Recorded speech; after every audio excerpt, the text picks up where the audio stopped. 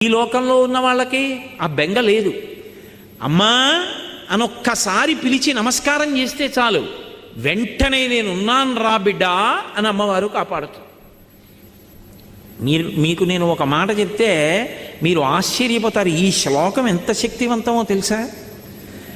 మీరు తప్పించుకోలేనంత పెద్ద ఉపద్రవం వెంట తరిమేస్తుంటే వెనకాతల ఏం చెయ్యాలో తెలియనప్పుడు ఈ శ్లోకం జరిగితే చాలా రక్షిస్తుంది అమ్మవారు. అంత శక్తివంతం. చండీ పరదేవత అనుగ్రహం అంటే అలా ఉంటుంది. అందుకే చండీ చరణవు అని చండీ పరదేవతని స్తోత్రం చేశారు శంకరాచార్యులు వారి ఈ శ్లోకంలో. అటువంటి అమ్మవారి పాదాలు పట్టుకుంటే సంస్కారవంతం చేస్తుంది మనస్సు. ఇక్కడ మీరు నన్ను ఒక ప్రశ్న అడగచ్చు, ఏమండి ఒకవేళ అసలు కోర్కెల మీద వ్యామోహం పోక, అసలు వ్యామోహం అనేటటువంటిది పోతే కదండి ధర్మబద్ధం చేసుకుందామన్న కోరిక. ఆయన అలా చెప్పారు.